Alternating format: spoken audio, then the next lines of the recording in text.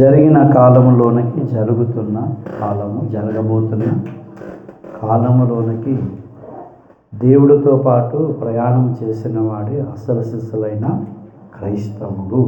హల్లెలూయా. క్రైస్తవుడు ఎప్పుడు కూడా రేపు ప్రవ్వా, రేపైనా, వచ్చే సంవత్సరమైనా, వచ్చే నెలైనా అని ఎప్పుడు ఫ్యూచర్ గురించి ఆలోచించడం కాదు, జరిగిన సంవత్సరాల్లో కూడా వెళ్ళగలగాలి, జరుగుతున్న ఇప్పుడు కూడా చూడగలగాలి. జరిగినది జరుగుతున్నది చూస్తే నీ ఫ్యూచర్ చాలా బాగుంటున్నది. హల్లెలూయా. ఫ్యూచర్ బాగుండాలంటే ఫ్యూచర్ మీద ఆశ పెట్టుకోవడం కాదు. సెల్ఫోన్ చేసి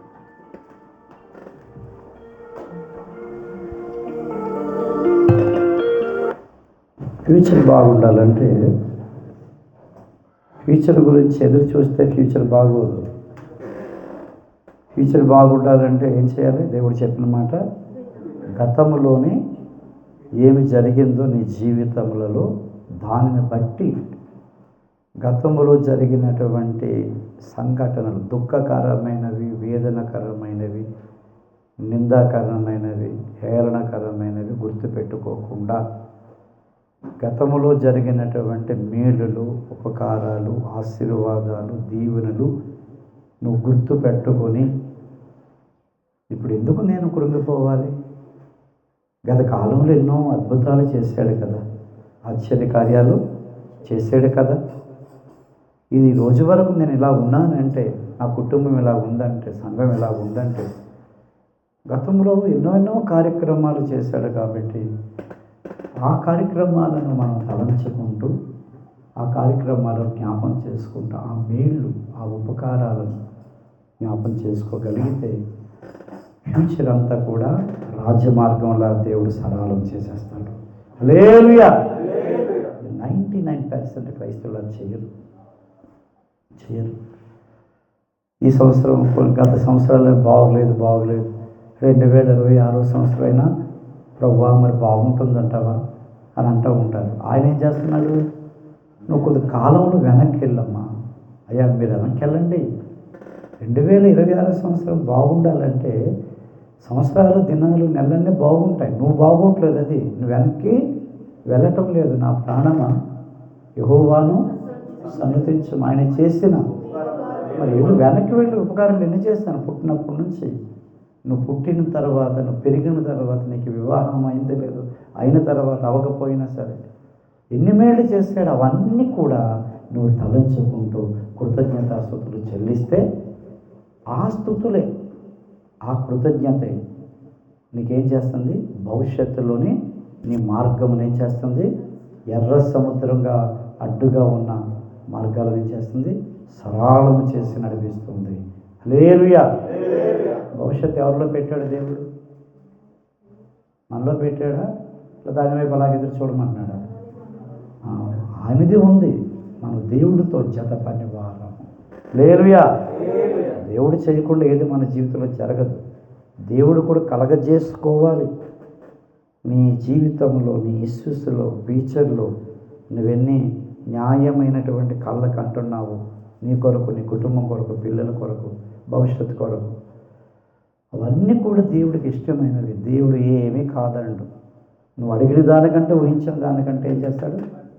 మరి ఎందుకు పొందుకోలేకపోతున్నావు? ఆ మాటలు, ఆ వాగ్దానాలు అలా ఎందుకు ఉండిపోతున్నాయి?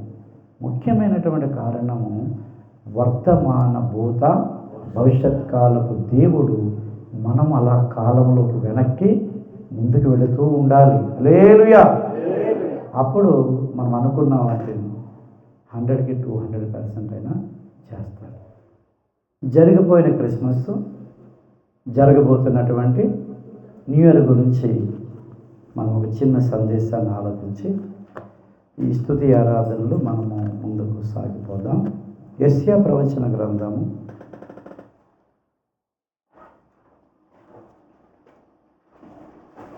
9వ అధ్యాయము 6వ వచనము. యాలయనగా మనకు శిశువు పుట్టెను, మనకు కుమారుడు అనుగ్రహింపబడెను. ఆయన భుజము మీద రాజ్యభారముండును. ఆశ్చర్యకరుడు, ఆలోచనకర్త, బలవంతుడైన దేవుడు, నిత్యుడగు తండ్రి, సమాధానకర్తయగు అధిపతి అని అతనికి పేరు పెట్టబడును. ప్రేమ కలిగిన తండ్రిని బంగారు పాదాలకు వందనాలు. దైవజనులు జోసెఫ్ దిగులు గారు, మరి నాయన వారు ఆత్మీయ పిల్లలు, అన్ని విషయాలలో, ఆత్మీయ జీవితములలో, భౌతిక సంబంధమైన జీవితాలలో ఒక గాయు వలె, ఒక దావీదు వలె, ఒక ఎస్తేరు వలె, ఒక యోసేపు, షడ్రక్, మేషక్, అబేద్నెగోలు ఎలాగూ ప్రభువా హీన స్థితి నుంచి, దీన స్థితి నుంచి వాళ్ళు సింహాసనం పైకి నాయన ఎక్కగలిగించావు. దీన స్థితి నుంచి ఉన్నతమైన స్థితిలోనికి వారిని ఎలాగా ప్రభు నడిపించి కూర్చోబెట్టావు ప్రభువా. అలాగనైనా ఈ సందేశము ద్వారా దీన స్థితిలో ఉన్న మమ్మలను ఉన్నత స్థలముల మీదకి నేను నెక్కించదనని వాగ్దానము తండ్రి స్తుతి ఆరాధన ద్వారా మీరు నెరవేర్చండి. దైవజనులు పాస్టర్ జోసెఫ్ దిరుగు గారు, పాస్టమ్మ గారు, కుటుంబము, సంఘమంతా ఎన్నో వేల రూపాయలు ఖర్చు పెట్టిన ఈ ఆరాధనకు ప్రతిఫలము, ఆశీర్వాదాలు, దీవెన కళ్ళార ఈ ఆరాధన జరుగుతుండగానే తర్వాత అయిన తండ్రి కళ్ళారి ఈ ఆశీర్వాదాలు, ప్రతిఫలములు ప్రతి ఒక్కరి జీవితంలో, ప్రతి కుటుంబంలో చూడగలుగునట్లుగా ఈ వాక్య దర్శనం అందరికీ కలగజేయమని, కన్నులకు, మనస్సుకు, హృదయానికి, ప్రాణానికి, శరీరానికి, ఆత్మకు సంపూర్ణమైన నీ వాక్య దర్శనం మాకు కలగజేయమని యేసయ్య నామమున ప్రార్థన అడిగి వేడుకొనుచున్నాము తండ్రి, ఆమేన్. రెండు చేతుల పైకి దేవుని వందనాలు చెల్లిద్దాం.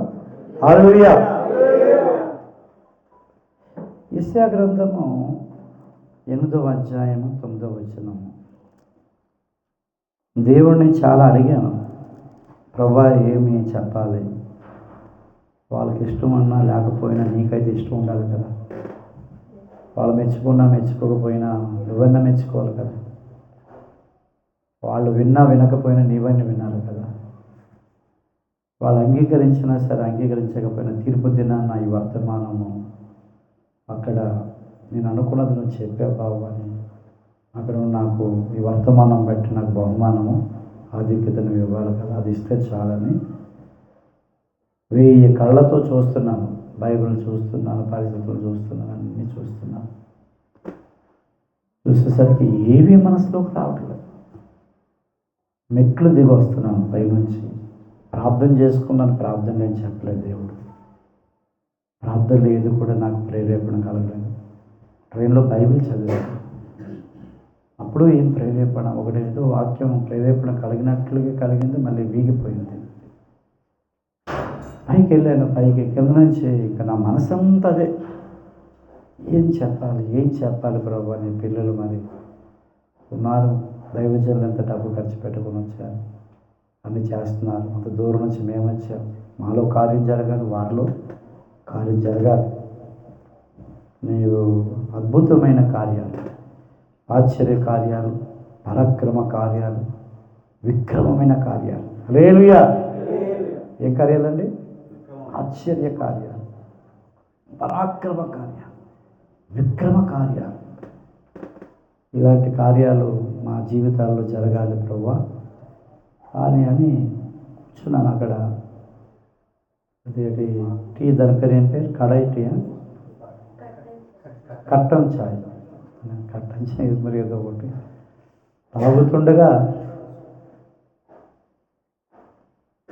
తాగుతుండగా క్యాలెండర్లో వాక్యం చూపించాడు దేవుడు. ఎదురుగా క్యాలెండర్ ఇలా చూసి ఏదో తాగుతున్నాను. మళ్ళీ చూడమన్నాడు దేవుడు, ఆ వాక్యం చూపించాడు. ఒకటి చూపిస్తే ఎలాగ నాకు 2 సార్లు చూపించాలి కదా, నేను ఒకసారి చూపిస్తే నేను అసలు ఒప్పుకోను, అసలు రెండోసారి చూపించంట. కిందన మళ్ళీ అదే క్యాలెండర్ అది వాక్యం చూపించాను. మరి ఏంటో దేవుడు ఏం మాట్లాడతాడేంటి నాకు అర్థం కాదు. హల్లెలూయా. అంత ఏకాగ్రత, అంత ఏకదృష్టి, అంత ఏక మనసు ఉంటేనే మనం దీవించబడగలం. నేను చెప్పే విషయం ఏంటంటే, బయట మనం బాగా ఉండాలంటే చర్చిలో బాగుండాలి. హల్లెలూయా. చర్చికి వచ్చినప్పుడు, దేవుడి సన్నిధికి వచ్చినప్పుడు ఏదో వచ్చేములే అన్నట్లుగా అనవసరంగా పనులు పెట్టుకొని అనవసరంగా చర్చిలోకి వచ్చి ఏదో గడిపిస్తున్నట్లు అన్నట్లుగా ఉంటే, ఏదైనా ఇక్కడ దైవ సన్నిధిలో నీవు నేను పొందుకున్నది బయట కూడా మనం దాన్ని ఏం చేయగలము, ఆ సన్నిధిని, ఆ ప్రసన్నతని ఇక్కడ పొందుకొని బయట అన్నిటిని ఏం చేయగలం, జయించగలం. హల్లెలూయా. ఎక్కడ సన్నిధి ఉంటుందో, ఎక్కడ ప్రసన్నత ఉంటుందో, ఎక్కడ ప్రభావం మహిమ దేవుడిది దిగి వస్తుందో అక్కడే మనం కరెక్ట్గా ఉండకుండా, అక్కడే మనం అటువైపు తిరుగుతూ అటువైపు ఇటువైపు చూసుకుంటూ ఏదో ఆలోచించుకుంటూ ఉన్నటువంటి వాళ్ళకి ఆ 2 దినాలు ఈరోజు రేపు వేస్ట్ అని చెప్తున్నాను. ఇప్పుడు మాకెంత సేవ చేసినా, భాష గారికి ఎంత సేవ చేసినా, ఎన్ని వంటలే వండినా, ఎంత ప్రేమ మా మీద చూపించినా, నీవైతే దమ్మిడి కూడా పట్టుకెళ్ళలేవు ఇక్కడి నుంచి. జ్ఞానం ఉండాలి, తెలివి ఉండాలి ఎవరికైనా సరే. దేని పట్ల పనులైపోవాలి, సన్నిధిలో ఉండాలి. హల్లెలూయా. ఒకవేళ పైన ఏమైనా పని చేస్తున్నాం అనుకోండి, కింద ఏం జరుగుతుంది, ఏం చెప్తున్నారు, ఏం పాడుతున్నారని పైన ఉన్నటువంటి వాళ్ళ మనసు కింద ఉన్నటువంటి వాళ్ళతో ఏమైపోవాలి, ట్యూనింగ్ అయిపోవాలి. అంత ఏకాగ్రతతో వాళ్ళు పనులు చేయాలి. కొంతమంది వస్తారన్నమాట, కొంతమందికి ఇక్కడ కూర్చోవడం ఇష్టం ఉండదు. ఫోన్లు పట్టుకొని మాట్లాడడం, పైకి వెళ్ళి పనులు చేసుకోవడం, ఏమీ లేకపోతే ఏదో లేకపోయినా సరే కల్పించుకుంటూ ఉంటారు. ఎందుకండి కల్పించుకోవడం, ఏం పని ఉంటుంది? మరి ఆ ఉత్తమమైన దానిని కోరుకున్నాను. హల్లెలూయా. అంటే ఉత్తమమైనది ఏంటి? ఆ ఇంట్లో ఆయన మాటలే, ఆయన కొరకే, ఆయన శిష్యుల కొరకే భోజనాలు వండుతున్నారు వాళ్ళందరూ కలిసి. కానీ ఉత్తమమైనది మరియా కోరుకుంది. ఆమె యొద్ద నుండి అది తీసివేయబడదు. ఈరోజు రేపు మీ యొద్ద నుండి అది తీసివేయబడకుండా ఆ ఉత్తమమైనది మీరు పొందుకోవాలి. హల్లెలూయా. అంత ఏకాగ్రత, అంత ఏక మనసు, అంత ఏకాత్మ నేను కానీ మీరు కానీ పరిశుద్ధాత్మతో కలిసిపోవాలి. దావీదు భక్తుడు అందుకే ప్రార్థన చేశాడు, ప్రభువా ఏక దృష్టి నాకు కలగజేయండి అని ప్రార్థన చేశాడు. మంచిది. యెషయా గ్రంథము 9వ అధ్యాయము 6వ వచనం. ఇందాక దేవుడు ముందుగా చెప్పాడు, జరిగినది, జరుగుతున్నది, జరగబోయేది. జరిగింది ఏంటి? క్రిస్మస్. జరగబోయేది ఏంటి? New year. అంటే మనం ఇప్పుడు ఏం చేయాలి? వెనక్కి వెళ్ళాలి, ఇప్పుడు చూడాలి, ముందుకు వెళ్ళాలి. వర్తమాన, భూత, భవిష్యత్ కాలపు వాక్యం అది. హల్లెలూయా. యాలయనగా మనకు శిశువు పుట్టెను, మనకు కుమారుడు అనుగ్రహింపబడెను, ఆయన భుజము మీద రాజ్య భారముండును. ఆయన వ్యక్తిత్వం గురించి, ఆయన గుణాలు, ఆయన స్వభావము గురించి, ఆయన పేరు గురించి చెప్తున్నాడు. ఆయన ఎవరంటే ఆశ్చర్యకరుడు 1, 2వది ఆలోచనకర్త 2, 3వది బలవంతుడైన దేవుడు 3వది, 4వది నిత్యుడగు తండ్రి, 5వది సమాధానకర్తయగు అధిపతి అని అతనికి పేరు పెట్టబడు. ఇది 100 సార్లు 1000 సార్లు మీరు విన్నారు. ఇక్కడ దేవుడు పేరు పెట్టబడును అనేది నేను చెప్పట్లేదు. ఇక్కడ పెట్టబడును అని 700 సంవత్సరాల క్రితము యెషయా భక్తుడు ద్వారా ప్రవచించిన ప్రవచనం దేవుడిలో నెరవేర్చబడింది. 2 చేతుల పైకి దేవుడికి వందనాలు చెల్లిద్దాం. హల్లెలూయా. ఎవరిలో నెరవేర్చబడింది? దేవుడిలో, యేసుక్రీస్తులో ఈ ప్రవచనం ఏమైపోయింది? ఆల్రెడీ నెరవేర్చబడింది. యేసయ్య ఈ ప్రవచనాన్ని ఏం చేశాడు? సంపూర్తి చేసేసాడు. ఎలాగూ? మనకు శిశువు పుట్టాడు, మనకు కుమారుడు అనుగ్రహింపబడెను. ఇప్పుడు ఈ లోకం వదిలిపెట్టి పరలోకానికి వెళ్ళిపోవాలి. ఇప్పుడు మనం జాగ్రత్తగా ఆలోచించండి. ఈ లోకాన్ని వదిలిపెట్టి ఎక్కడికి వెళ్ళిపోవాలి? పరలోకానికి వెళ్ళాలి. ఈ లోకంలో మనకు శిశువు పుట్టాలి, మనందరికీ శిశువు కావాలి, మనందరికీ కుమారుడు అనుగ్రహించబడాలి. శిశువు పుట్టకపోతే, కుమారుడు అనుగ్రహించబడకపోతే ఆ శిశువు, ఆ కుమారుడు ఆలోచనకర్త, ఆశ్చర్యకరుడు, ఆలోచనకర్త, బలవంతుడైన దేవుడు, నిత్యుడగు తండ్రి, సమాధానకర్తయగు అధిపతిగా ఆయన ఉండకపోతే మనకు రక్షణ కలగదు, మనకు విమోచన కలగదు. కాబట్టి మన అందరికీ రక్షణ కలిగింది, మనందరికీ విమోచన కలిగింది శిశువు ద్వారా, కుమారుడు ద్వారా. ఆయన వ్యక్తిత్వము, ఆయన గుణాలు, ఆయన స్వభావ లక్షణాలు మనకి వేరు, మన పేరు వేరు. లేదా నా పేరు సైమన్ అనుకోండి, అంతే మీ పేర్లు.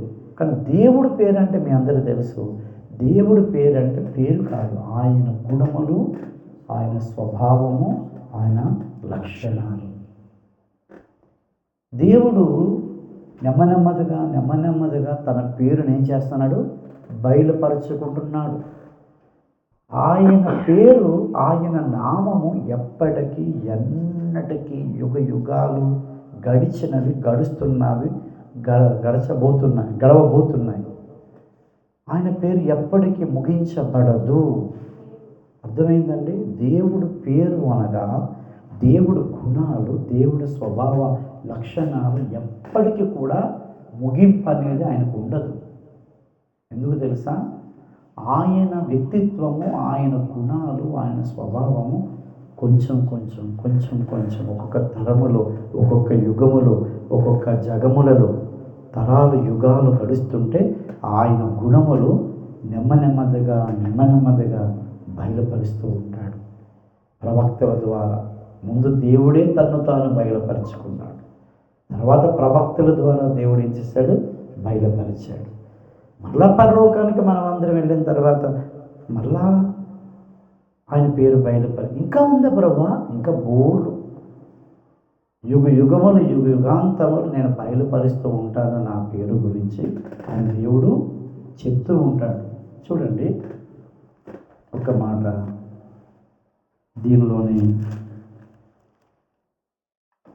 హితోపదేశ కాండములో ఎక్కడో ఉంటుంది ఒక మాట. దేవుడు ఆయన పేరుని అబ్రహాము, ఇస్సాకు, యాకోబులకు నేను ఆ నామాన్ని నేను బయలుపరచలేకపోయాను అని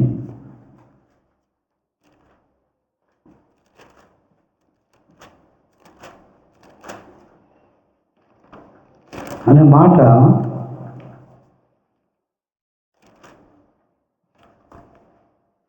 యెహోషువ గ్రంథంలో ఎప్పుడో చదువుకున్నాను, తర్వాత గుర్తు లేదనుకుంటా. కాబట్టి తన నామమును, తన పేరును, తన వ్యక్తిత్వాన్ని దేవుడు అబ్రహాముకి, ఇస్సాకు, యాకోబులకి యెహోవా అనే నామం వాళ్ళకి తెలియదట. మనకు గుర్తు రావట్లేదు, టైం వేస్ట్ అయిపోతుంది. వాళ్ళకి ఏం తెలియదు చెప్పండి? యెహోవా అనే నామము తెలియదు. సర్వశక్తిమంతుడు అని అబ్రహాముకి కొన్ని పేర్లు అబ్రహాముకి, కొన్ని పేర్లు ఇస్సాకుకి, కొన్ని పేర్లు యాకోబుకి దేవుడు తెలియపరచుకున్నాడు. హల్లెలూయా, హల్లెలూయా. కాబట్టి ఇంకా దేవుడు కొత్త నిబంధనకు వచ్చేసరికి ఇలాగ దేవుడు తను తాను ప్రవక్తల ద్వారా ఏం చేస్తున్నాడు? తెలియపరచుకుంటూ. చూడండి యోహాను సువార్తలో, కొత్త నిబంధనలో యోహాను సువార్త 17వ అధ్యాయము 26వ వచనము. నీవు అమ్మా చదవండి అదే మాట. నీవు నా యందు ఉంచిన ప్రేమ వారి యందు ఉండునట్లును, నేను వారి యందు ఉండునట్లును వారికి నీ నామమును తెలియజేసేదని, ఇంకనూ తెలియజేసేదని చెప్పాను. ఇప్పుడు అర్థం చేసుకోండి, పాత నిబంధన నుంచి కొత్త నిబంధన వరకు కూడా దేవుడు తన వ్యక్తిత్వము, తన గుణాలు, తన స్వభావాన్ని ఏం చేస్తున్నాడు? అబ్రహాముకి తెలియపరిచింది, ఇస్సాకుకి తెలియదు. ఇస్సాకు తెలియపరిచింది, యాకోబుకి తెలియదు. అబ్రహాం, ఇస్సాకు, యాకోబు తెలియపరిచింది ఏమండి? మోసేకి తెలిసింది, వీళ్ళకి అందరూ తెలియదు. మోసేకి తెలియపరిచింది అబ్రహాముకి తెలియదు, ఇస్సాకు తెలియదు, యాకోబుకి తెలియదు. శిష్యులకు తెలిసింది, మోసేకు తెలియదు, అబ్రహాముకు తెలియదు, ఆదాముకు తెలియదు, పౌలుకి తెలిసింది, శిష్యులకు తెలియదు, అద్దంకి రంజిత్ తోపిరి గారికి తెలిసింది, వాళ్ళెవరికి తెలియదు. మీకు అర్థమైందా? ఇప్పుడు ఏం చేస్తున్నాడు? ఇలాగా తెలియపరుస్తూ ఉన్నాడు. దానికి రుజువేంటి? ఇక్కడ రాయబడి ఉంది. ఏమని? ఇంకాను తెలియజేసేదని. హల్లెలూయా. ఇంకను తెలియజేయడానికి ప్రవక్తలు కావాలి. ఇంకను తెలియజేయడానికి ఎవరు కావాలి? ప్రవక్త. ఎందుకు కావాలి? ప్రతి తరములోని ఆయన నామములో జరగవలసిన కార్యాలు. ముందు నామము తెలియకపోతే కార్యాలు కూడా మనకు అర్థము కావు. సంవత్సరములు జరుగుతుండగా నీ కార్యములను తెలియపరచము. ముందు ఆయన కార్యాలు తెలియపరచాలంటే, ఆయన కార్యాలు తెలియపరచిన కార్యాలు మళ్ళీ ఏం చేయాలి? నూతనపరచాలంటే ముందు ఆయన నామము మనకు తెలియాలి. హల్లెలూయా. ఇప్పుడున్నటువంటి ప్రవక్తకి ఆయన నామము, ఆయన స్వభావ గుణాలు లక్షణాలు తెలిసినట్లుగా పౌలు గారికి కానీ, అంతకుముందున్న ఏలియాకు కానీ, అబ్రహాం, ఇస్సాకు, యాకోబులకు కానీ, ఇంకా మోసేకు కానీ, గొప్ప గొప్ప ప్రవక్తలకు కూడా దేవుడు ఏం చేస్తున్నాడు? తెలియపరచలేదు. అంటే నెమ్మదిగా వారందరి ద్వారా ఏం చేసుకుంటున్నాడు? తను తాను ప్రత్యక్షపరచుకుంటున్నాడు. అర్థమైందండి? రెండవ రాకడకి ముందుగా ఉన్నంత వరకు ప్రత్యక్షపరచుకుంటాడు. ఇంకా పరలోకానికి వెళ్ళిన తర్వాత అందరు కలిసి అందరికీ ఎవరు ప్రత్యక్షపరచుకుంటారు? ప్రవక్తలు అక్కర్లేదు. అక్కడ ఎవరు? దేవుడే తన నామాన్ని డైరెక్ట్గా మనందరికీ తెలియపరచుకుంటాడు. హల్లెలూయా. అందుకే ఆయన నామము అనంతమైనది. ఆయన నామముకు ఆది అంతము లేనిది, అనంతమైనది. కాబట్టి ఇక్కడ ఆయన పేరు మనకు తెలియపరచుకొని, అప్పుడు ఆయన పేరులో ఉన్నటువంటి గుణాలు, స్వభావము మనకు తెలియపరిచి, ఆ గుణాలు, ఆ స్వభావము మనము కలిగి ఉండాలి. ఇప్పుడు మనం పరలోకానికి దేవుడు మనం తీసుకుని పరలోకంకి వెళ్ళిపోదాం. ఎక్కడికి వెళ్ళిపోదాం? పరలోకంలోని దేవుడు ఈ మాట పలకాలి. ఏ ప్రవచనము? పరలోకములో 24 పెద్దలు కూర్చుంటారు, 4 జీవులు కూర్చుంటారు, శరాపులు, కెరూబులు కూర్చున్నారు. అక్కడ దేవుడి మాట అన్నారు. ఏ మాట? మనకొక శిశువు పుట్టెను, మనకొక కుమారుడు కుమార్తె అనుగ్రహించబడిన మన గురించి సాక్ష్యం పరలోకంలో దేవుడు చెప్పాలి. హల్లెలూయా. యేసుక్రీస్తు గురించే కాదు, యేసుక్రీస్తు వారు ఇలాగ ఆశ్చర్యకరుడు కాకపోతే దేవుడు కాదు. యేసుక్రీస్తు వారు ఆశ్చర్యకరుడు, ఆలోచనకర్త, బలవంతుడైన దేవుడు, నిత్యుడగు తండ్రి, సమాధానకర్త, ఇవన్నీ దేవుడు గుణాలు. అవి లేకపోతే ఆయన దేవుడే కాదు. కానీ ఆయనకి మాత్రమే కాదండి ఆ పేరు. ఆ పేరు కూడా మనకు పెట్టాలి. హల్లెలూయా. ఇది భూలోకపు క్రిస్మస్. ఏది? ఆశ్చర్యకరుడుగా, ఆలోచనకర్తగా, ఎవరిని? బలవంతుడైనటువంటి దేవుడుగా, సమాధానకర్తగా, ఇవన్నీ కూడా యేసయ్యకి ఆ పేరులు, ఆ నామములు అన్నీ చేసి ఆయన దాని ద్వారా మనకేం కలుగజేశాడు? రక్షణ కలుగజేశాడు. ఇదే క్రిస్మస్, భూలోకపు క్రిస్మస్. యేసుక్రీస్తుని గురించి చేస్తున్నటువంటి క్రిస్మస్. మరి మన కొరకు పరలోకంలో క్రిస్మస్ పండుగ చేయాలి. హల్లెలూయా. మన కొరకు చేయాలంటే పరలోకంలో దేవుడు, దేవదూతలు అందరూ కూడా కూర్చున్నప్పుడు ఆయన మాట చెప్పాలి. మనకు ఈ పరలోకానికి మనకు శిశువు అంటే ఆడ మగ పర్వాలేదు, ఆడవాళ్ళని కానీ మగవాళ్ళని కానీ శిశువులు అంటారు. మనకు శిశువు పుట్టెను, మనకు కుమారుడు కుమార్తె అనుగ్రహించబడెను అని ఎక్కడ చెప్పాలా? పరలోకములో దేవుడు చెప్పగలిగితే అది పరలోకపు క్రిస్మస్. అది హల్లెలూయా. ఇంక ఎప్పుడు భూలోకంలో క్రిస్మస్ పండుగలు చేసుకొని క్యారల్స్ చేసుకుని మంచిదే. ఈ పండుగ జరగకపోతే ఆ పండుగ అసలు జరగదు. కాబట్టి అక్కడికి వెళ్ళి ఆ పండుగ దేవుడు చేసుకోవాలంటే భూలోకంలో పండుగ చేసుకోవడానికే మన పండుగలు పరిమితం కాకుండా మన క్రిస్మస్, మన క్యారల్స్, మన పాటలు, ఎన్ని ప్రోగ్రామ్స్ పెట్టుకున్నాము. ఎన్ని బోల్డ్ ప్రోగ్రామ్స్ మా సంఘంలో జరిగాయి, సాగర్ గారి సంఘంలో జరిగాయి, మీ సంఘంలో కూడా మరి చక్కగా తెల్లారి దాకా మీరు క్యారల్స్కి వెళ్ళారని తెలిసింది, చాలా సంతోషం కలిగింది. హల్లెలూయా. హల్లెలూయా. ఇప్పుడు మన గురించి క్యారల్స్ అక్కడ ఉండాలి. ఎక్కడ? పరలోకములో. వాళ్ళకి బస్సులు అక్కర్లేదు, అగ్నిరథాలు అగ్నిగుర్రాలు ఉన్నాయి కదా. అక్కడ ఏమున్నాయి? అగ్నిరథాలు అగ్నిగుర్రాలు, దేవదూతలు ఉన్నారు. ఏంటి ఇస్తాయి అంత ఆనందిస్తున్నాం, సంతోషపడుతున్నాం? ఏంటంటే భూలోకములో మనకు శిశువు పుట్టాడు తెలుసా? భూలోకములో మనకు కుమారులు కుమార్తెలు అనుగ్రహించబడ్డారు. అవునా? వాళ్ళ భుజం మీద ఏమో తెలుసా? పరలోక రాజ్యభారం అంతా వాళ్ళ భుజాల మీద ఉంది.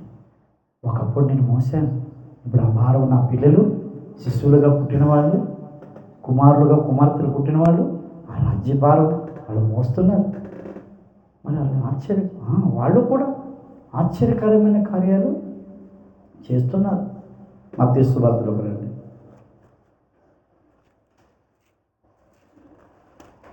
మత్తయి సువార్త 8వ అధ్యాయము 10వ వచనం. యేసు ఈ మాట విని ఆశ్చర్యపడి, అది ఆశ్చర్యకరుడికే ఆశ్చర్యము. ఎవరికి ఆశ్చర్యం? యేసుకే ఆశ్చర్యం. ఆశ్చర్యకరుడు అని ప్రత్యక్షమైన యేసయ్యకే చూసి ఆశ్చర్యపోయాడు. అది ఆశ్చర్యకరుడు అంటే. ఏం చూసి ఆశ్చర్యపోయాడు? చదవండి. నేను కూడా ఇశ్రాయేలులో నెవనికైనను నేనింత విశ్వాసం ఉన్నట్టు చూడలేదని అని ఆశ్చర్యపోయాడు. హల్లెలూయా. హల్లెలూయా. ఆశ్చర్యకరుడికి ఆశ్చర్యం కలిగించేటటువంటి సంగతి ఒకటి ఉంది మన నుండి. పరలోకములో కూడా నేనే ఆశ్చర్యకరుడును కాదు, నాకు పుట్టిన శిశువులు, నాకు అనుగ్రహించబడిన కుమారులు కుమార్తెలు వాళ్ళు కూడా ఆశ్చర్యకరులు. హల్లెలూయా. హల్లెలూయా. ఆశ్చర్యకరుడు ఎవరు? యేసయ్య. మన పేరు ఏం పేరు? ఆశ్చర్యకరుడుగా ఉండాలి. దేవుడి గురించి అందరూ చెప్పుకుంటారు, కానీ మన గురించి కూడా చెప్పుకోవాలి కదా. అంటే మరి మనలో ఏం చూస్తే దేవుడు చెప్పుకుంటాడు? విశ్వాసం. విశ్వాసం అంటే ఏంటి? మీ అందరికి వందలు వేల వర్తమానాలు మీరు విన్నారు విశ్వాసం గురించి. ఒకటే మాట, విశ్వాసం అంటే దృశ్యమైన వాటిని చూడక అదృశ్యమైన వాటిని నిదానించి చూడగలిగేటటువంటిదే విశ్వాసం. కాబట్టి దృశ్యమైనది ఏది కూడా మనము దృష్టి పెట్టడానికి వీలు లేదు. కంటికి కనబడుతున్న శరీరం మీద కానీ, కంటికి కనబడుతున్న లోకం మీద కానీ, కంటికి కనబడుతున్న మనుషుల మీద కానీ దృష్టి నిలిపేవాడు విశ్వాసి కాలేడు. చర్చిలో విశ్వాస అవుతాడు, లేకపోతే సమాజంలో విశ్వాస అవుతాడు, నీ కుటుంబంలో క్రైస్తవుడు అవుతావేమో, కానీ దేవుడు పరలోకపు గవర్నమెంటు 24 పెద్దలు మనలను విశ్వాసులుగా వాళ్ళు గుర్తించారు. వీళ్ళు దేవుని పిల్లలు, వీళ్ళ విశ్వాసులు అని గుర్తించాలంటే, మన మీద ఒక స్టాంప్ పడాలంటే పరలోక రాజ్యంలో ఉన్నటువంటి వారికి దృశ్యమైన శరీరాన్ని చూడకూడదు, అదృశ్యంగా ఉన్న ఆత్మ మీద దృష్టి పెట్టాలి. తెల్లవారితే శరీరం మీద దృష్టి పెట్టొద్దని చెప్పట్లేదు. శరీరంకి ఏ తిండి, ఏ బట్టలు, ఏ స్నానాలు, ఎలాగ మనమంతా శుభ్రం చేసుకొని తయారవుతాము ఉద్యోగాలు, వ్యాపారాలు, పనులకి, అలాగే మన ఆత్మను కూడా ఆత్మ శుభ్రత ఉండాలి, ఆత్మ అలంకరణ ఉండాలి. ఆత్మకు బట్టలు, ఆత్మకు అలంకరణ ఇవన్నీ కూడా ఉండేటట్లుగా దృష్టి పెడితేనే అలాంటి వాళ్ళని చూసి దేవుడు పరలోకం ఏమవుతుంది? ఆశ్చర్యపడతారు. హల్లెలూయా. హల్లెలూయా. అలాగే మనుషులు, భర్త, భార్య, పిల్లలు, కుటుంబాన్నే కాకుండా ఇది తాత్కాలికమైనటువంటిది ఈ వ్యవస్థ. కానీ కుటుంబం అంటే మన కుటుంబమే కాదు, ఇంకా కుటుంబాలు ఉన్నాయి. ఎఫెసీ రాసిన పత్రికలో అక్కడ 2 కుటుంబాలు కనబడుతున్నాయి. ఒకటి పరలోకపు కుటుంబము, రెండోది భూలోకపు కుటుంబము. పరలోకపు కుటుంబము, భూలోకపు కుటుంబం మీద ఏమంటే ఎదురుగా పౌలు ఏం చేశాడు? మోకరించి ప్రార్థన చేశాడట. ఎఫెసీ రాసిన పత్రిక చూడండి,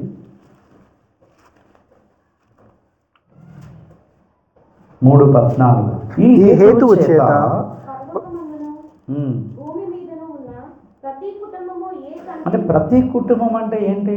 3 కుటుంబాలు ఉన్నాయి. కుటుంబం అంటే నేను, నా భార్య, నా 2 పిల్లలే కాదండి బాబు. ఇంకా కుటుంబం అంటే మనము, మన సంఘమే కాదు. సంకుచితమైన మనసు కలిగిన వాళ్ళు ఇలాంటి వాళ్ళందరూ కూడా. అలాంటి వాళ్ళని చూసి దేవదూతలు, దేవుడు ఆశ్చర్యపోడు. నా దృష్టిలో ఫ్యామిలీ అంటే, నా దృష్టిలో పరలోకంలో ఫ్యామిలీ ఉంది. ఆ ఫ్యామిలీకి నాకు కాంటాక్ట్స్ ఉండాలి. నా దృష్టిలో ఫ్యామిలీ అంటే భూలోకంలో యేసుక్రీస్తు రక్తం ద్వారా కడగబడిన వారు ఉండాలి. వాళ్ళతో నాకు కాంటాక్ట్స్ ఉండాలి. ఫ్యామిలీ అంటే నా భార్య, నా పిల్లలతో కాంటాక్ట్సే కాదు. వాళ్ళకి ఫోన్లు చేయడం, వాళ్ళతో మాట్లాడు, దిగారా, దిగామండి, ఏం చేస్తున్నారు, ఇప్పుడు ఛాయ్ తాగుతున్నామండి, ప్రార్థన బాగా జరిగిందా, ఈ ఇన్ఫర్మేషన్ నా భార్య పిల్లలకి ఇవ్వడమే కాదు, నా సంఘానికి ఇవ్వడమే కాదు, అంతకంటే ఎక్కువ ఇన్ఫర్మేషన్ ప్రపంచం జరుగుతుంది, భారతదేశంలో జరుగుతుంది. ఎంతమంది క్రైస్తవులు ప్రపంచంలో ఉన్నారు, యేసుక్రీస్తు దేవుడుగా నమ్ముకున్న క్రైస్తవులు, వాళ్ళ సంగతి ఏంటి, వాళ్ళు ఎలా ఉన్నారు, నా భార్య ఎలా ఉంది, నా పిల్లలు ఎలా ఉంది, జాగ్రత్త తీసుకుంటున్నాను, వాళ్ళు ఎలా ఉన్నారు, రాష్ట్రాలు ఎలా ఉన్నారు, భారతదేశం ఎలా ఉంది, ప్రపంచ దేశాలు ఎలా ఉన్నాయి అని తెలుసుకోవడానికి కదా దేవుడు మనకి సెల్ ఫోన్లు ఇచ్చాడు. ఫోన్లు ఎందుకు ఇచ్చాడు? భార్య పిల్లలకైనా ఏంటి, భూలోకంలో నా కుటుంబ విషయాలు కూడా తెలుసుకుని ప్రార్థన చేయడానికి. చెప్పండి. విశ్వాసాన్ని చూసి ఆశ్చర్యపోవాలంటే ఆ లెవెల్లో ఉండాలి మన భక్తి కొంచెమైనా సరే. హల్లెలూయా.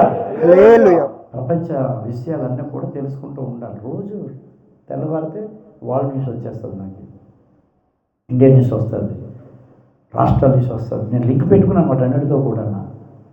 అవన్నీ చూసి ప్రార్థన చేయడానికి, అది నా కుటుంబం. అది చిన్నప్పటి నుంచి ప్రతిజ్ఞ చేశాం మనం. భారతదేశంలో నా మాతృభూమి, భారతీయులందరూ సహోదరి సహోదరులు. ఎన్ని సంవత్సరాలు ఎన్ని దినాలు ప్రతిజ్ఞ చేశారు. చేసిన ప్రతిజ్ఞ లోపల ఉందా?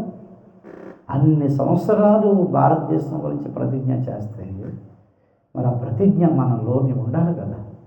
భారతీయులందరూ నా సహోదరి సహోదరులు, నేను నా దేశమును ప్రేమించుచున్నాను. భారతదేశం గురించి మణిపూర్, ఉత్తరప్రదేశ్, ఛత్తీస్గఢ్ రాష్ట్రాలు ఇవన్నీ ఎందుకు పెడతాం? ఇతర రాష్ట్రాల పరిచయం ఎందుకు పెడతానండి? మీరు ఏదో సంవత్సరానికి ఒకసారి అయినా 2 సార్లు అయినా సెలవులు పెట్టుకొని రండి, ప్రార్థనకు రండి, కూటాలకు రండి, వెళదాం. ఇవన్నీ ఎందుకు పెడుతున్నాం? ఆ కుటుంబంతో మన కుటుంబం కూడా ఏమవ్వాలి, కలవాలి. హల్లెలూయా. హల్లెలూయా. నువ్వు రాలేదనుకో, న్యాయమైన కారణాలు ఉంటే దేవుడు క్షమిస్తాడు. అనవసరంగా వాటికి వీటికి సెలవులు పెడతావు, ఇతర రాష్ట్రాలకి సెలవులు పెట్టవు, ఇతర కార్యక్రమాలకు సెలవులు పెట్టవు. నీ కుటుంబం నువ్వు ఏదైనా సెలవు పెట్టేస్తావు. కానీ ప్రార్థనకి వెళ్దాం, ఒక 3 రోజులు 4 రోజులు సెలవులు పెట్టి రాలేదనుకోండి, ఆ కుటుంబంతో నీకేం లేదు, కాంటాక్ట్స్ లేవు. నీ కుటుంబం కొరకు సెలవు పెడుతున్నా, మంచిదే, పెట్టొద్దంటలేదు. కానీ భూలోకంలో ఉన్న కుటుంబం కొరకు, భారతదేశంలో ఉన్న కుటుంబాల కొరకు, వాళ్ళు అక్కడ చనిపోతున్నారు, జైల్లో పెట్టేశారు, వాళ్ళకి తిండి లేదు, ఆరాధన స్థలాలు లేవు, వాళ్ళ దగ్గరికి వెళ్ళి వాళ్ళ కొరకు మనం ప్రార్థన చేయాలి కదా. నా కుటుంబం అయితే నేను వెళ్తానండి, నా కుటుంబం కాకపోతే నేను వెళ్ళను, అంతే. నా కుటుంబం కాబట్టి నేను వెళ్తున్నాను. హల్లెలూయా. హల్లెలూయా. నా కుటుంబం నా భార్య పిల్లలే కాదు, నా కుటుంబం అంటే భారతదేశంలో ఉన్న ఉత్తరప్రదేశ్ నా కుటుంబం, మణిపూర్లో ఉన్న నా కుటుంబం. ఆనాటి భక్తులా చేయకపోవచ్చు, కొంచెమైనా కొంతైనా చేయంగను కోరిక. ఇది నీ సాక్ష్యము, ఇది నీ త్యాగము, యేసువార్తను చాటింపను, ఎలా నిర్లక్ష్యము లేచినారన్ను క్రైస్తవ, ఇది నీ సాక్ష్యము. కోతెంత విస్తారము కోసేటి వారెవ్వరు, కొంతైనా చేయంగను కోరిక కలిగుందుము. హల్లెలూయా. అంత చేయక్కర్లేదు, కొంచెం చేయండి. సంవత్సరానికి ఒకసారి రండి, ఒక 4 రోజులు సెలవు పెట్టి. అంత చేయక్కర్లేదని భక్తుడు పాడాడు. కొంచెం సంవత్సరం అంతా నీ కుటుంబానికి సేవలు చేస్తున్నావు కదా, భూలోక కుటుంబానికి సేవ చేయవా, పరిచయం చేయవా? అది నీ కుటుంబం కాదా? యేసుక్రీస్తు రక్తంతో కడగబడిన వాళ్ళందరూ మన కుటుంబం కాదా? అటువంటి వాళ్ళ కొరకు పౌలు మరలా పెళ్లి చేసుకోవడమే మానేశాడు. అటువంటి వాళ్ళ కొరకు ముత్యాల వ్యాపారం చేసుకున్న పౌలు లాభకరమైనవన్నీ నష్టం ఎంచుకున్నాడు. లాభాలన్నీ నష్టంగా ఎంచుకొని మరలా వివాహం అనేది చేసుకోకుండాను ఆ సంఘాలన్నిటి కొరకు, ప్రపంచ క్రైస్తవులన్నిటి కొరకు భారము కలిగి, అప్పుడు ఈ స్కూటర్లు లేవు, అప్పుడు ఈ ట్రైన్స్ లేవు, విమానాలు లేవు, పడవ ప్రయాణం తప్ప దిక్కు లేదు. ఆసియా ఖండములో ఒక భాగమంతా పౌలు సేవ చేశాడు. గోరికని పనికొస్తాం మనం ఆయన గోరికి. సరే ఆలోచించాలి. కాబట్టి మనల్ని చూసి దేవుడు ఆశ్చర్యపోయేటంత విశ్వాసం మనకి ఉండాలి. హల్లెలూయా. హల్లెలూయా. ఈ శరీరాన్నే కాదు, ఈ లోకాన్నే కాదు, మనుషుల్ని కాదు, భార్య భర్త పిల్లలు వీళ్ళనే కాదు, అంత విశాలమైన హృదయం ప్రపంచం కొరకు, క్రైస్తవుల కొరకు, భారతదేశం కొరకు పెట్టుకొని కొంచెమైనా పాస్టర్ గారు చెప్పేటప్పుడు, ప్రకటించేటప్పుడు ఇక్కడి నుంచి ఏం చేయాలి? బయలుదేరి వెళుతూ ఉంటే అది చూసి దేవుడికి ఏం కలుగుతుంది?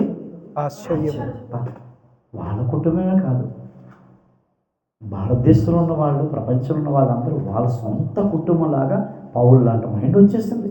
బెంగళూరులో సంఘం అందరికీ కూడా పౌలు ఎలాగో ఈ సంఘస్థులందరూ అలాంటి వాళ్ళు అని మన క్యాంపులు చూసి, మన ప్రార్థన చూసి, మన బయలుదేరడం చూసి దేవుడికి ఏం కలగాల? ఆశ్చర్యం. ఓపెన్ మినిస్ట్రీస్లో ఎన్ని సంఘాలు ఉన్నాయి, ఎన్ని సేవకులు ఉన్నారు.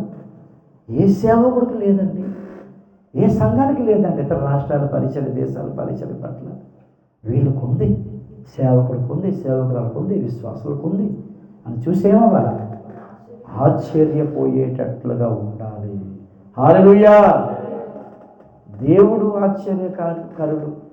ఇప్పుడు ఎవరు ఆశ్చర్యకరులుగా ఉండాలి చెప్పండి? మనము కూడా ఆశ్చర్యకరుడికి ఆశ్చర్యకరులే పుడతారంతే. హల్లెలూయా.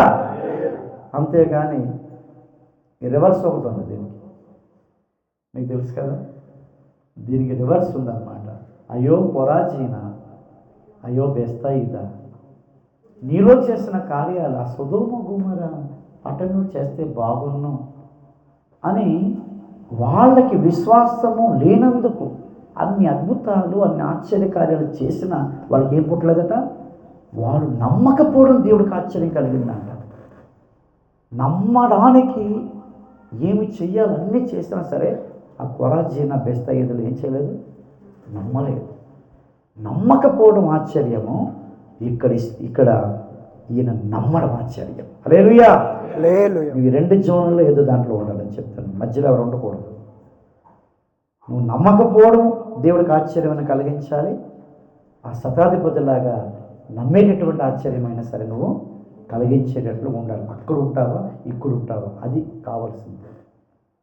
ఎన్నో కార్యాలు చేస్తున్నా, ఎన్ని అద్భుతాలు చేస్తున్నా ఇంకా నమ్మనన్నట్లుగా ఉన్నామనుకోండి, మనం చూస్తే దేవుడు ఏం చేస్తాడండి? ఆశ్చర్యపోతాడు. నమ్మనందుకు ఆశ్చర్యపోతాడు.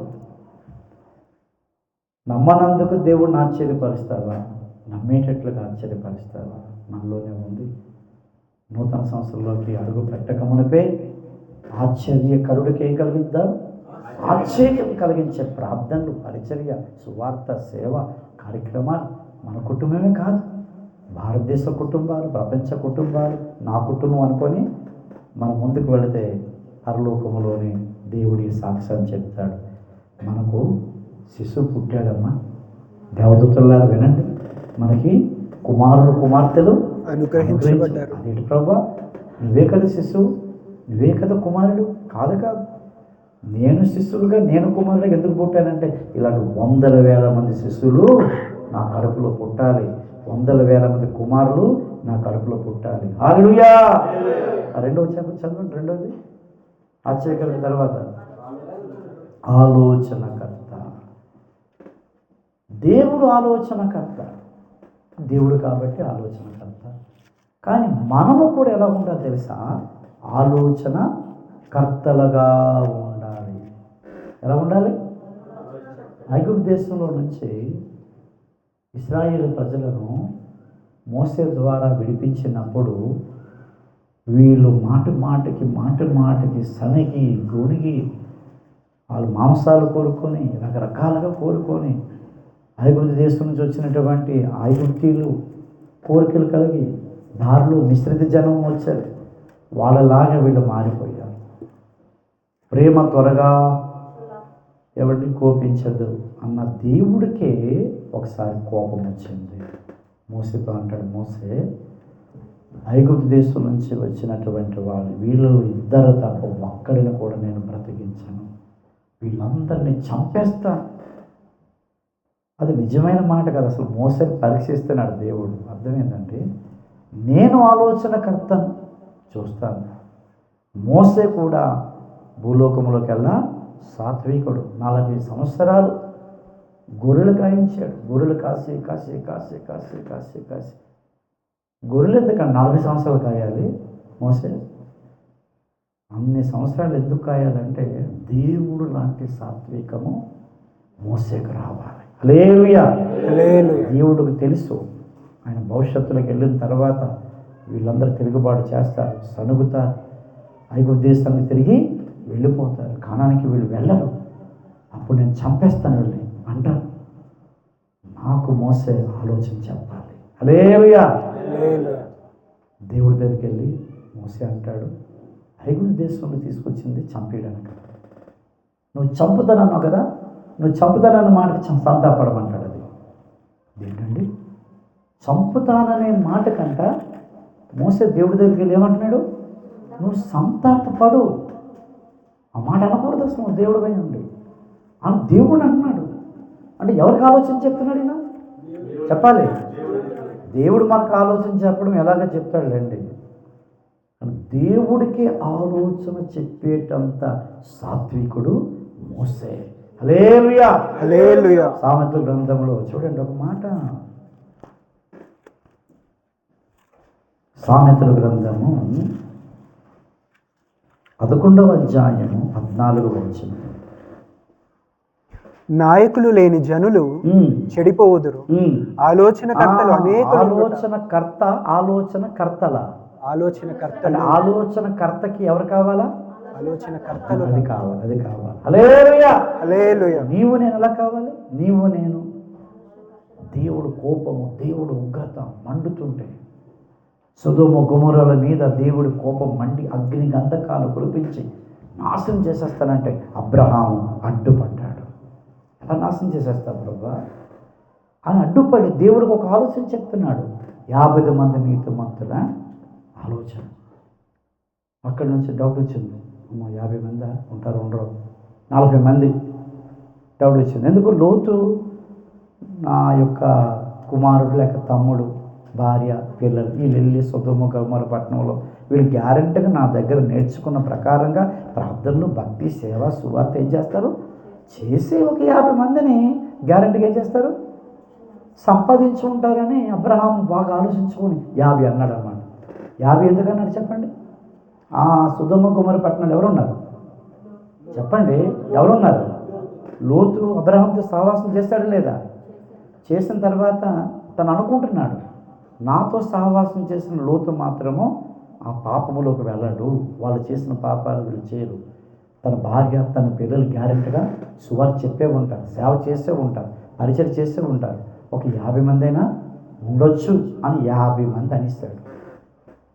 తర్వాత డౌట్ వచ్చింది, ఏమో సువార్త చేసి ప్రార్థన చేసి దేవుడి వైపు తిప్పడి లేదు, 40 అంటున్నాడు. కానీ డౌట్ వచ్చింది, 30 అంటున్నాడు. తర్వాత డౌట్ వచ్చింది, ఎంత అన్నాడండి? అంటే దేవుడికి ఒక ఆలోచన అయితే దేవుడి దగ్గర పెట్టాడు. ఆ ఆలోచన ప్రకారంగా అందులో లేరు 10 మంది కూడా లేరు. అది ఒకవేళ 10 మంది గనుక అబ్రహాము ఆలోచన ప్రకారంగా 10 మంది గనుక ఉంటే దేవుడు సొదొమ గొమొర్రా పట్టణమును ఏం చేయడు? నాశనం చేయడు. అది ఆయన అబ్రహాం ఆలోచన దేవుడు తీసుకున్నాడు, కానీ అబ్రహాము ఆశించినది అక్కడ జరగలేదు. ఆలోచన తీసుకోకపోతే దేవుడు అసలు మాట్లాడే 50 మంది నోర్మే 50 మంది అంటే 50 మంది నుంచి 40 దగ్గర నుంచి 30 దగ్గర నుంచి ఏంటి అంతవరకు దేవుడు వింటాడా? కాబట్టి మనం మోసేలాగా, మనం అబ్రహాములాగా దేవుడికి ఎలా ఉండాలి? ఆలోచన కర్తలుగా ఉండాలి. సంఘానికి వచ్చి వెళ్ళిపోవడమే కాదు, ఎప్పుడు నువ్వు ఆలోచన, నీ ఆలోచన, నీ ఆలోచన, నీ తలంపులు, నీ ఉద్దేశాలే కాదు. మనము కూడా కొన్ని కార్యక్రమాలకి, కొన్ని సేవకి, కొన్ని పరిచర్యలకు దేవుని ఉగ్రత కుమ్మరించేటప్పుడు, దేవుడు కోపాన్ని కుమ్మరించేటప్పుడు అబ్రహాం ఎలాగ అడ్డుపడ్డారో అలాగ అడ్డుపడి మనము కూడా దేవుడికి ఏమి ఇవ్వాలి? ఎత్తికి ఎప్పటికైనా సరే ఎదగాలి మనం. హల్లెలూయా. ఈ రోజు కాకపోయినా చెప్తున్నా, ఈ రోజు లేకపోయినా ఎప్పటికైనా ఎదగాలి మనం. ప్రపంచం కొరకు ఎదగాలి, దేశం కొరకు ఎదగాలి, రాష్ట్రం కొరకు ఎదగాలి. ఆయన కోపాన్ని ఏం చేయాలి? మళ్ళీ ఇచ్చాడు భక్తులు. అలాగే చాలామంది ఉన్నారు. ఒక ఇద్దరు గురించి ఏదో చెప్పాము, ఆశ్చర్యకరుడు అయిపోయింది. మనం ఎలా ఉండాలి? మనం ఆశ్చర్యకరులుగా ఉండాలి. ఆలోచనకర్త దేవుడు, మనం ఎలా ఉండాలి? ఉన్నారు కదా. అనేకులు ఉండుట ఏం కరము? రక్షణకరం. అంటే ఆలోచనకర్తలు ఉంటే ప్రపంచంలో, దేశంలో ఆయన కోపాన్ని మళ్ళించి అనేకులు ఏం చేస్తారు? రక్షణలోనికి, సత్యములోనికి వీరు మళ్ళిస్తారట. హల్లెలూయా. హల్లెలూయా. తర్వాత బలవంతుడైన దేవుడు, బలవంతుడైన దేవుడు బలవంతుడు. ఎన్నో వందల వేల విషయాలు చెప్పుకోవచ్చు ఆయన బలవంతుడు. కానీ మనము కూడా బలవంతులుగా ఉండాలి. 103వ కీర్తన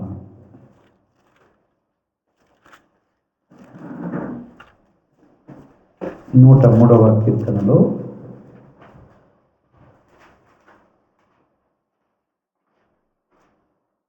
20వ వచనం, యెహోవా దూతలారా ఆయన ఆజ్ఞకు లోబడి. నా దేవుడు ఒక మాట చెప్పేశాడు, దూతలని పేరు పెడుతున్నాడు. హల్లెలూయా. మనుషులమే. మనుషులు ఏమవ్వాలి చెప్పండి? మనుషులు దూతలు అవ్వాలి. దూతలు ఏమవ్వాలి? దేవుడు అవ్వాలి. క్రమం ఉంది. మనుషులు డైరెక్ట్గా దేవుళ్ళు అయిపోరు. మనుషులు దూతలు అవ్వాలి. దూతలు తర్వాత ఏమవ్వాలి? దైవములు అవ్వాలి. క్రమం ఇది, దేవుడి క్రమము. హెబ్రీలకు రాసినటువంటి పత్రిక 2వ అధ్యాయము 6వ వచనం చదవండి. అయితే ఒకడు ఒక చోట ఈలాగున దృఢముగా సాక్ష్యమిచ్చుచున్నాడు, నీవు మనుష్యుని జ్ఞాపకము చేసుకున్నటకు వాడేపాటి వాడు. ఇక్కడ ఎవరు కనబడుతున్నారు? మనుష్యుడు కదా, మనుష్యుడు కనబడుతున్నాడు. తర్వాత నీవు నరపుత్రుని దర్శించుటకు వాడేపాటి వాడు. నీవు దేవదూతల కంటే వానిని కొంచెము తక్కువ వానిగా చేసితివి. అది మనుష్యుడు దేవదూతల కంటే. ఆ తర్వాత అంతస్తే అంతస్తు దేవుడు, దైవములుగా మనం మారిపోతాం. హల్లెలూయా. హల్లెలూయా. మీకు బైబిల్ తెలుసు కదా, దావీదు దగ్గరికి ఒక స్త్రీ వచ్చి దావీదు జ్ఞానాన్ని, దావీదు యొక్క ప్రత్యక్షత, ఆయనకున్న బుద్ధి చూసి ఒక మాట అంటుంది. ఏమంటుందంటే, నీవు దేవదూత వంటి వాడు అంటారు. విన్నారు కదా, టైం లేదు కాబట్టి. ఏమంటుంది? మనుషుని ఏమంటుంది? దేవదూత అంటుంది మనుష్యుడిని. కాబట్టి దావీదు మనుష్యుడుగా ఉన్న దావీదు ఏతికి ఎదిగాడు? అక్కడ ఆవిడ దృష్టిలో దేవదూత అంతస్తుకి ఎదిగాడు. దేవదూత అంతస్తులో నుంచి ఎక్కడ ఎదిగాడు? దావీదు దైవముగా మారిపోయాడు. హల్లెలూయా. మనుషులు మరలా దేవదూతలోకి ఎదగాలి, దైవత్వంలోకి ఎదగాలి తప్ప మనుషులమైన మనము 73వ కీర్తనలో చూడండి 22వ వచనం. నేను తెలివిలేని పశుప్రాయుడనైతిని, నీ సన్నిధిని మృగము వంటి వాడనైతిని. ఇక్కడ పశువు, మృగము అంటే మనుషుడు పైకి వెళ్తున్నాడు, దేవదూతకి వెళ్తున్నాడా, కిందకి వెళ్తున్నాడా? చూడండి, మృగములు, పశువులు ఏ దినాన్ని సృష్టించబడ్డాయి? 6వ దినం కదా. 6వ దినము సృష్టిలో మొట్టమొదటగా దేవుడు, సరే ఒకసారి చూద్దాం, మనకి వాటికి తేడా చూద్దాం. ఆదికాండంలో 1వ అధ్యాయంలో 24వ వచనము, ఇక్కడ 6వ దినము సృష్టి రాయబడింది. దేవుడు వాటి జాతి ప్రకారం జీవం గల పశువులను, పురుగులను, అడవి జంతువులను భూమి పుట్టించునుగాక అని పలికెను. ఆ ప్రకారం ఆయన పశువులు, పురుగులు, అడవి జంతువులు. దేవుడు ఆయా జాతుల ప్రకారం అడవి జంతువులను, ఆయా జాతుల ప్రకారం పశువులను, ఆయా జాతుల ప్రకారం నేలను ప్రాకు ప్రతి పురుగును చేసెను. అది మంచిదని దేవుడు చూచెను. తర్వాత దేవుడు మన స్వరూపమందు మన పోలిక చొప్పున నరులను అది మనకంటే సీనియర్స్, వీళ్ళందరూ సీనియర్సే, మనమే చాలా జూనియర్స్. వాటిని తినేస్తున్నాం మనం. అది ఆ కోళ్ళు, ఆ మేకలు, ఆ వృక్షాలు, ఆ మొక్కలన్నీ తినేస్తున్నాం. ఎందుకంటే దేవుడు అన్నమాట వాటన్నిటిని సృష్టించిన తర్వాత మనకి ఆహారము, నివాసం అన్నీ రెడీ చేసి ఒక కొత్త ఇంట్లోని అన్ని సామాన్లు, ఒక కొత్త ఇల్లు కట్టి ఆ కొత్త ఇంట్లో సోఫాలు, బీరువాలు, కిచెన్ రూమ్ అన్ని సామాన్లు, తర్వాత అందులోని రేషన్ సామాన్లు అన్నీ నింపి ఎవరైనా కొత్త ఇంట్లోకి ఎలాగెళ్తారు? గృహప్రవేశం ఏమీ ఉండవు అందులోని, ఓన్లీ గృహప్రవేశం చేస్తారు. కానీ దేవుడు గృహప్రవేశం ఎలా ఉంటుంది తెలుసా? ఏమంటే అన్నీ ఉంటాయి. చికెన్, మటన్ ఫ్రిడ్జ్లో పెట్టేసి, కూరగాయలన్నీ పెట్టేసి, రేషన్ సామాన్లు పెట్టేసి, డ్రింక్స్ అన్నీ పెట్టేసి, వాటర్ బాటిల్ అన్నీ పెట్టేసి, బెడ్రూమ్లో ఏమంటే వాష్రూమ్లో సోపులు అన్నీ కూడా పెట్టేసి, అప్పుడు తీసుకెళ్ళి ఏం చేస్తున్నాడు? ఇప్పుడు ఇంట్లోకి వెళ్ళినట్లుగా 6వ దినాన్ని అన్నీ సృష్టించిన తర్వాత మానవుని సృష్టించాడు. హల్లెలూయా. హల్లెలూయా. ఇక్కడ ఏంటంటే ముందు మనకంటే కొంచెం ముందు పురుగులు, పశువులు, జంతువులు పుట్టాయి. ఇప్పుడు యాసాపు ఏమంటున్నాడు? నేను పశువుని, నేను తెలివి లేని పశుప్రాయుడిని, నేను మృగం వంటి వాడు. అంటే అర్థం ఏంటి? దేవదూత వంటి వాడు పైకి వెళ్తున్నాడా? తనకంటే కిందికి వెళ్తున్నాడా? తనకంటే కిందన తనకంటే ముందు సృష్టించబడిన పశువులు ఏవండి మృగముల యొక్క లక్షణాల్లోకి వెళ్ళిపోయాడు. మనిషే పశువు అయిపోయాడు, మనిషే పురుగు అయిపోయాడు, మనిషే మృగం వంటి వాడు అయిపోయాడు. పైకి వెళ్తున్నాడు, కిందకి వెళ్తున్నాడు? పైకి వెళ్తున్నాడా? వెనక్కి వెళ్తున్నాడు అండి. మీకు అర్థం కావట్లేదు. మళ్ళీ వెనక్కి వెళ్తున్నాడు. అవన్నీ పుట్టిన తర్వాత ఎవరు పుట్టారు? మనిషి పుట్టాడు. మనిషి ఏమవ్వాలా? దేవదూత అవ్వాలని చెప్తున్నాడు కదా. మనిషి ఏమవ్వాలా? నువ్వు మనిషిగా ఉండొద్దు, దేవదూతగా ఉండంటే ఈ మనిషి ఏమైపోయాడు? మృగము లాంటి లక్షణాలు, కోరికలు అవి ఇవి పెట్టుకొని ఆఖరికి మనిషి లోపల మృగం దూరిస్తుంది. వెనకాతలు ఉన్న మృగం దగ్గరికి వెళ్ళిపోయాడు. ఈయన వెనక్కి వెళ్ళిపోతున్నాడు. పశువుల్లాగా, మృగాల్లాగా మనం ఉండకూడదు. ఎందుకు నువ్వు మృగం వంటి వాడిని తను పోల్చుకున్నాడు? అందరికీ అన్నీ ఉన్నాయి, నాకు అన్నీ కూడా లేవు. అన్యులు బాగున్నారు, నామకార్థ క్రైస్తవులు బాగున్నారు, అందరూ బాగున్నారు. ఇంత పరిశుద్ధంగా, ఇంత నీతిగా, ఇంత నిజాయితీగా సేవ చేస్తే రోజు బాధ, రోజు వేదన. బెటర్ వాళ్ళందరూ పుష్టిగా, ఆరోగ్యంగా, చక్కగా ఉన్నారు. వాళ్ళ ఉద్యోగం అంటే ఎక్కడైనా దొరికేస్తుంది. వాళ్ళు ఇల్లుంటే కొనేసుకున్నారు. కారు అంటే 6 నిమిషాలు వచ్చేస్తుంది. నాకు ఉద్యోగం రాలేదు, నేను ఇంటికి వెళ్ళాను, నాతో పాటు ఉన్నటువంటి వాళ్ళందరూ ఉద్యోగులు ప్రమోషన్లకి వెళ్ళిపోయి కదా ఉద్యోగం రాలేదు అంటే మిమ్మల్ని గురించి మాట్లాడట్లేదు. మనుషులు బుద్ధి అలాగ అనుకుంటూ ఉంటారు. నేను ఒక ఇల్లు కట్టుకోలేకపోయిన సంవత్సరాలు స్థలం కొనుక్కోలేకపోయాను. నా కుటుంబానికి నేను దిక్కు లేకుండా అయిపోయింది. ఇంకా వాళ్ళ పేరెంట్స్ అంత కష్టపడ్డారు అని మన లాంగ్వేజ్లో మనం ఎలా మాట్లాడుకుంటామో అలాగా ఆసాపు ఇతరులను చూసి, అన్యులు, క్రైస్తవులు వీళ్ళందరిని చూసి తను ఏమని చేశాడండి? వేదన పడి, బాధపడి అలిగాడు దేవుడి మీద. అలాగ దేవుడి మీద తను ఎలా అలిగాడో అప్పుడు తెలిసిందనమాట. దేవుడి దగ్గరికి వెళ్ళేసరికి, దేవుడు సన్నిధిలోకి వెళ్ళేసరికి, దేవుడి సన్నిధి ప్రకాశం తన దగ్గరికి వచ్చేసరికి ఏమంటున్నాడండి? అప్పుడు దాకా నేను మనిషిని అనుకున్నాడు. ఏమంటున్నాడు? ప్రభువా, ఈ ఆలోచనలు, ఈ తలంపులన్నీ మృగముకు, నేను మృగంలాగా బాధ పెట్టాను. మృగం ఎలా చీలిస్తుందో అలాగే నా కోరికలు వాళ్ళని వీళ్ళని చూసి వాళ్ళ దగ్గర ఉన్నాయి, వీళ్ళ దగ్గర ఉన్నాయి, వాళ్ళకి అది వచ్చేసింది, వీళ్ళకి ఇది వచ్చేసింది, నాకు రాలేదు, నమ్ముకున్నాను, చర్చికి వెళ్తున్నాను, అన్నీ చేస్తున్నాను, ఏంటో దేవుడికి నా మీద కనికరం లేదు అని ఇలాంటి ప్రశ్నలు అవన్నీ కూడా ఆసాపు భక్తుడు ఏమనుకున్నాడండి? ఒక మృగంలాగా దేవుడి దగ్గరికి వెళ్ళి చీల్చేటటువంటి మృగంలాగా అనుకున్నాడు. చెప్పే విషయం ఏంటంటే మనం వెనక్కి వెళ్ళకూడదు. మనుషులమైన మనం ఎలా వెళ్ళాలి? దేవదూతలు అవుదాం, తర్వాత దేవుడు కావాలి. హల్లెలూయా. ఆ స్థితికి రావాలి. అలాంటి ఆలోచనలు ఎవరిలో ఉన్నా వాళ్ళు మనుషులు కాదు. అందరూ బాగున్నారు, నేను బాగలేదు. అందరూ పైకి వెళ్ళిపోతున్నారు, నేను పైకి వెళ్ళిపోతున్నాను. అందరూ స్థలాలు కొనుక్కున్నాను, స్థలం కొనుక్కున్నాను. అందరూ కార్లు కొనుక్కొని నేను కొనుక్కోలేదు.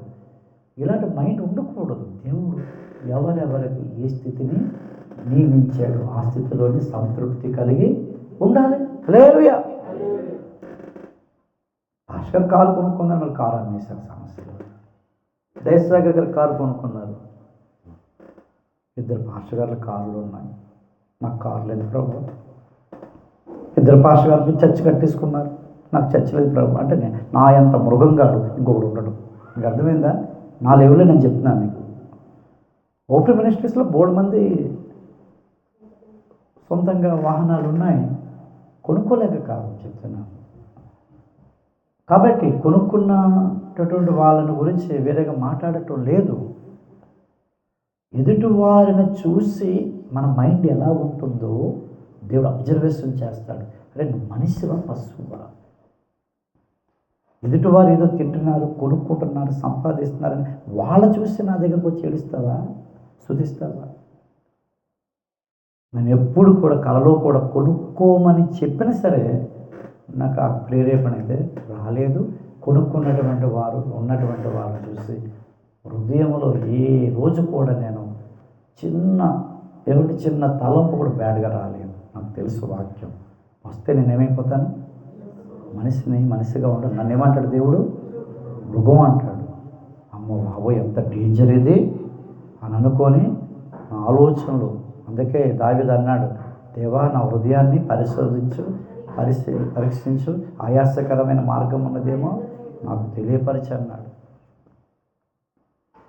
మనకి ప్రేరేపణ వచ్చేస్తుంది. మంచి సెలవులను కొనుక్కొని నేను కొనుక్కున్నాను.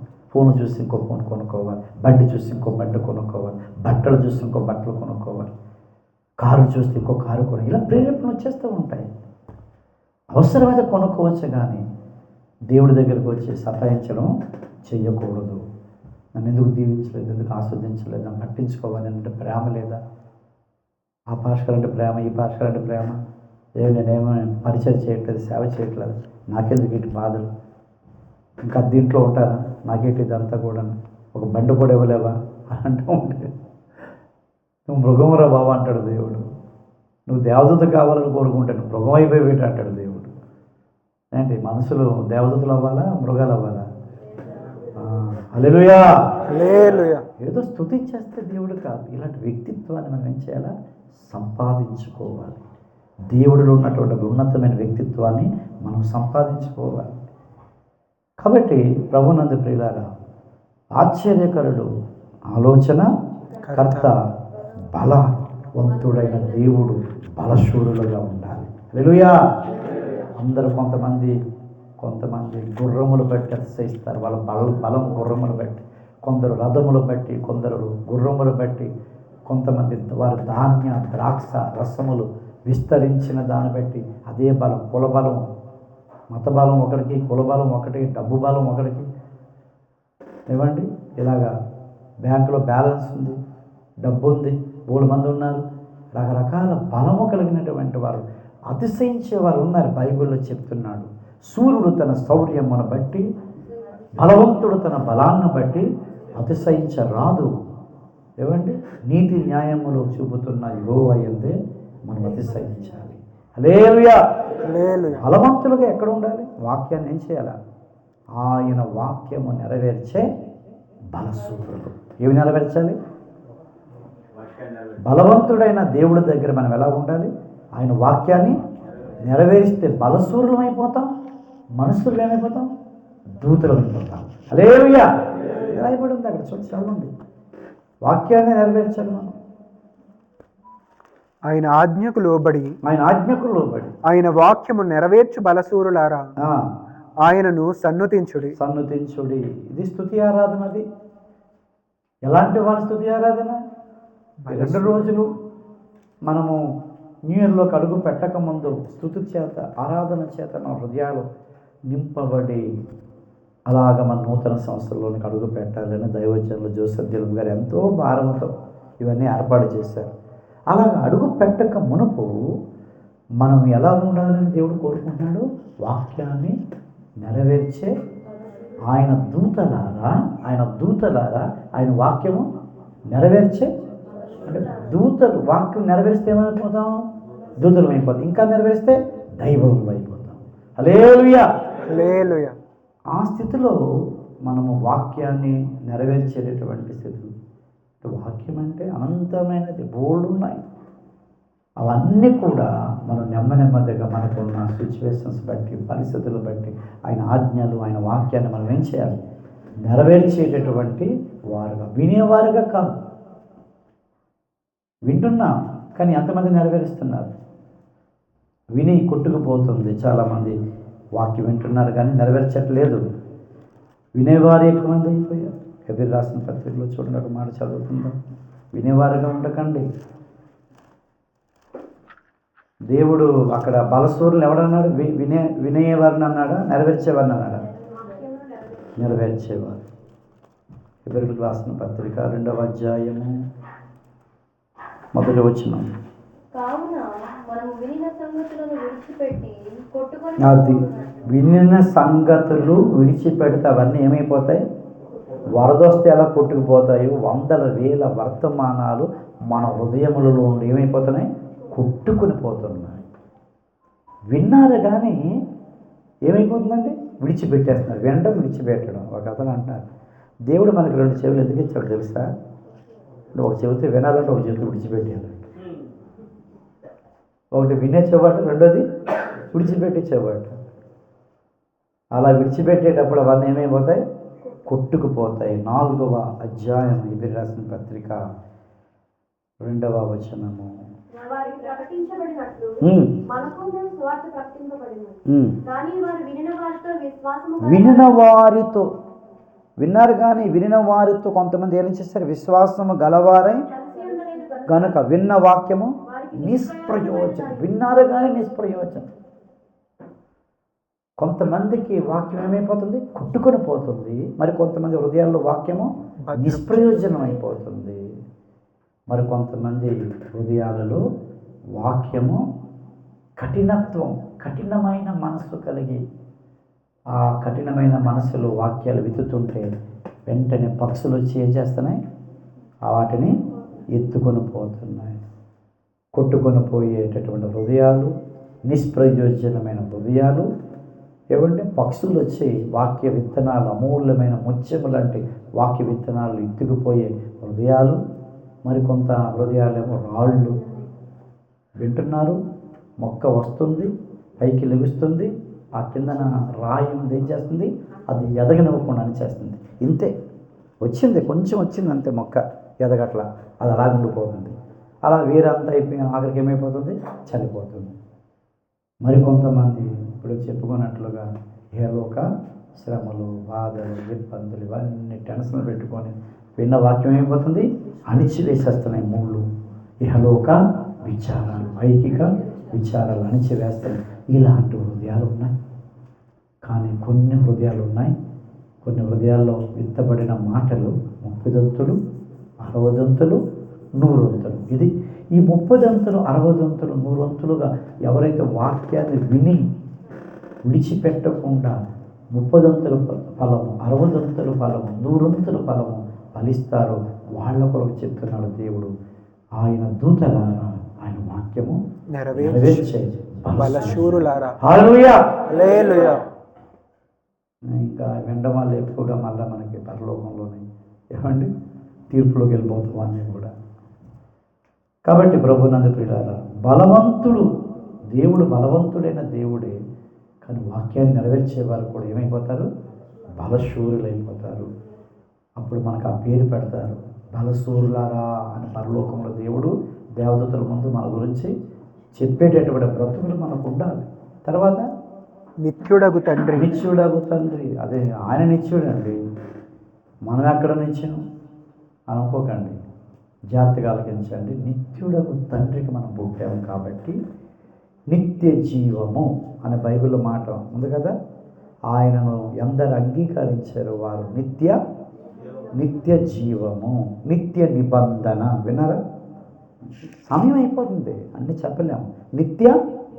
నిత్య జీవము పొందుకున్నాం, నిత్య నిబంధన కలిగి, ఏమండి నిత్య రాజ్యము. హల్లెలూయా.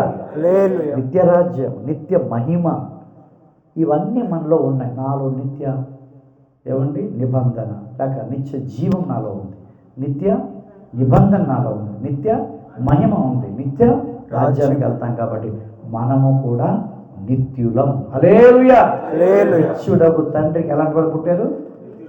నిత్యులుగా పుట్టారు అనమాట. అది మనం నిత్యులుగా ఉండాలి. అమ్మో చనిపోతున్నాం ఇంకేంటి ఇలాగా,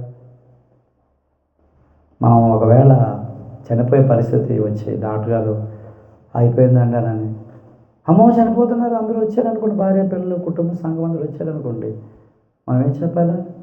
అప్పుడు ఈ మాట గుర్తుకు రావాలా, నేను చనిపోవట్లేదు, నేను ఎవరిని, నేను నిత్యుడను, నా ప్లేస్ మారుతుంది అంతే, నా అడ్రస్ మారుతుంది. హల్లెలూయా.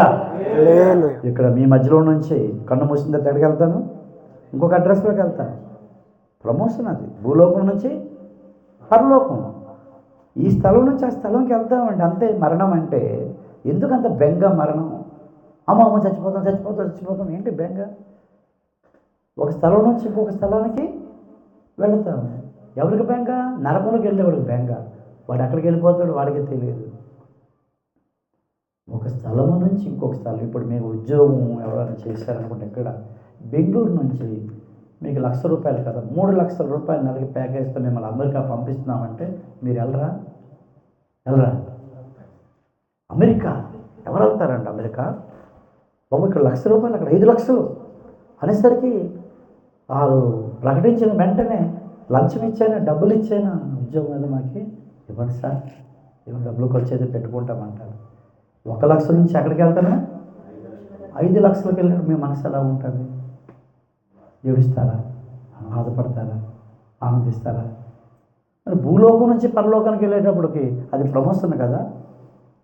అక్కడ దేవుడు ఉంటాడు, దేవదూతలు ఉంటారు, ఆదా మొదలుకొని భక్తులందరూ అక్కడ కనబడతారు పరదేశంలో. వాళ్ళు చూడమా? ఇప్పుడు భార్య పిల్లల్ని విడిచిపెట్టి వెళ్ళిపోతున్నాను, వాళ్ళకి దేవుడు చూడడా? నిత్యుడగు తండ్రి ఉన్నాడు కదా. అలాంటి మనసు మనకుంటే మనము కూడా నిత్యులమైపోతాం. నిత్యుడగు తండ్రికి ఏమైపోతాం? నిత్యులు. హల్లెలూయా. హల్లెలూయా. సంవత్సరానికి ఒకసారి పాస్టమ్ గారు పిల్లలు కూర్చోబెట్టి చెప్తారు, పాస్టమ్ గారు జాగ్రత్త, ఎప్పుడు తీసుకెళ్ళిపోతారు దేవుడు నన్ను?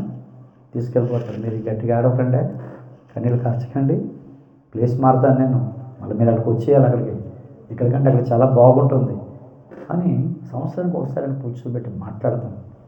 వింటారు, వినకపోతే మనం ఏమీ చేయలేము. హల్లెలూయా. హల్లెలూయా. మన ప్రాణము దేవుడు తీసుకునేటప్పుడు ఎలా ఉండాలా?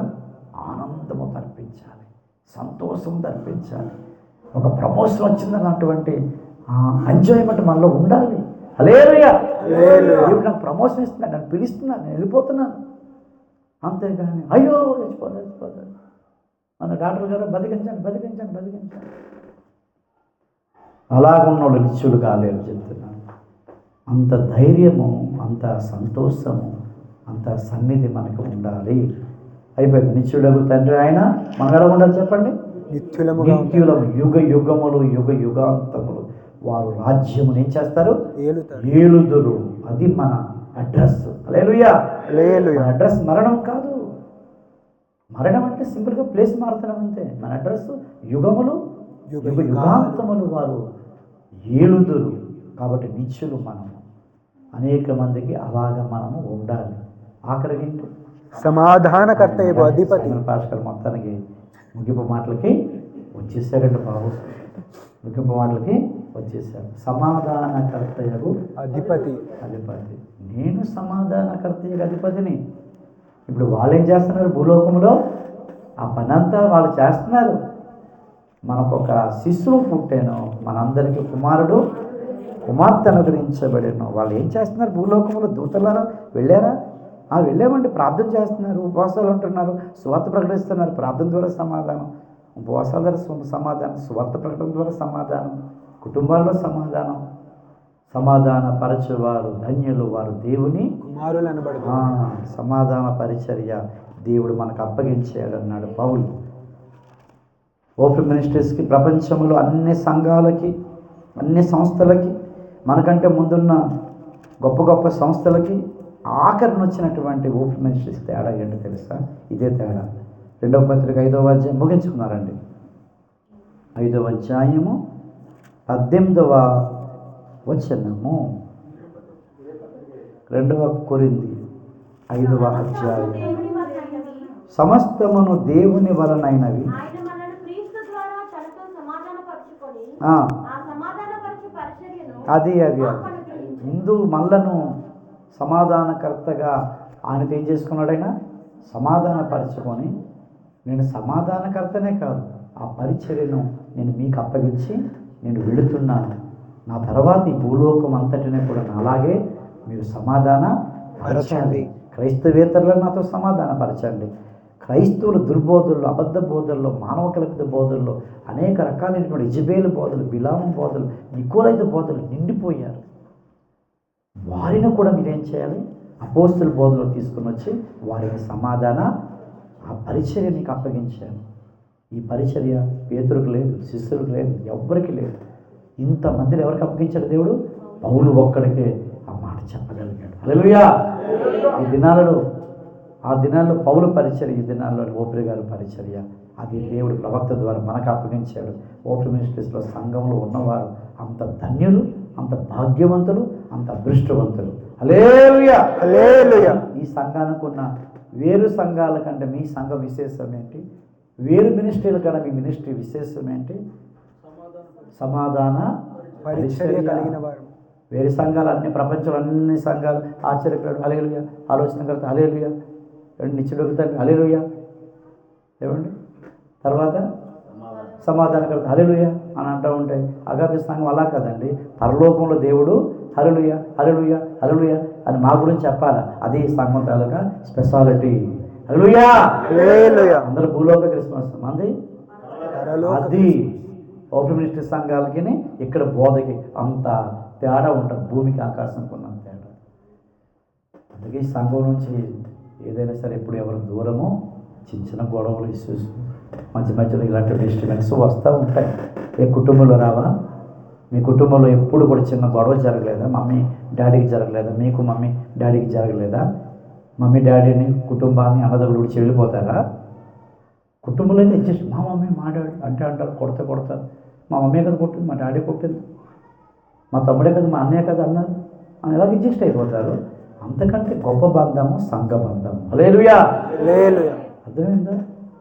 ఇక్కడ పాస్టర్ గారు కొట్టినా సరే, పాస్టర్ గారు అండి ఇంకా మమ్మల్ని కొట్టలేదేంటి, తిడుతున్నారేంటి అని అనాలా? మా నాన్నగారు మా మామగారు కొట్టారు కానీ మీరేటండి ఎప్పుడు తిడుతూ ఉంటారు మమ్మల్ని. కొట్టండి పాస్టర్ గారు, మా లాంటి వాళ్ళు మేము బాగుపడతాం. హల్లెలూయా. అంతేగాని పాస్టర్ గారు ఇలాగన్నారు అలాగన్నారు, మీ సంఘాలు బోర్డు సంఘాలు వెళ్ళిపోండి, ఎవరు నష్టం? బోర్డు సంఘాలకు వెళ్తే ఆ సంఘాలు ఇదే ఉంటుంది, ఏముంటుంది? ఆశ్చర్యకరుడు హల్లెలూయా, ఆలోచనకర్త హల్లెలూయా, బలవంతుడైన దేవుడు హల్లెలూయా, నిత్యుడికి తండ్రి హల్లెలూయా, సమాధానకర్త హల్లెలూయా. పరలోకం అల్లే ఉండదు.